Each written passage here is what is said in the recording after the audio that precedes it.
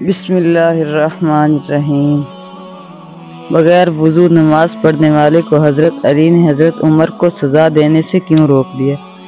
حضرت عمر رضی اللہ تعالیٰ عنہ ایک ہلکی داڑھی والا شخص حضرت عمر بن خطاب اور حضرت علی رضی اللہ عنہما کے پاس بیٹھا تھا۔ اس کی آنکھیں اندر کو جھنسی ہوئی تھی اور زبان ذکر و تسبیح میں مشغول تھی۔ حضرت عمر نے اس سے پوچھا کہ آپ نے صبح کس حال میں کی؟ اس آدمی نے عجیب انداز سے جواب دیا کہ میں نے اس حال میں صبح کی کہ فتنے کو پسند کرتا ہوں اور حق بات سے کراہت کرتا ہوں اور بغیر وضو کے نماز پڑھتا ہوں، اور میرے لیے زمین پر وہ چیز ہے جو آسمان پر اللہ کے لیے نہیں ہے۔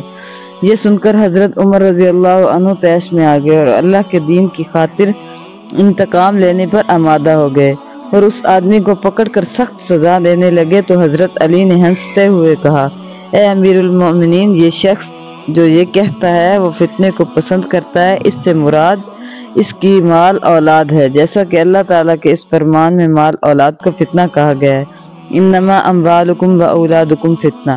اور حق کو ناپسند کرتا ہے، اس سے مراد موت کی ناپسندیدگی ہے، جیسا کہ اللہ نے فرمایا وجاءت سکرۃ الموت بالحق ذلک ما کنت منہ تحید۔ اور بغیر وضو کے نماز پڑھتا ہے، اس سے مراد نبی کریم پر صلاۃ و سلام بھیجنا ہے۔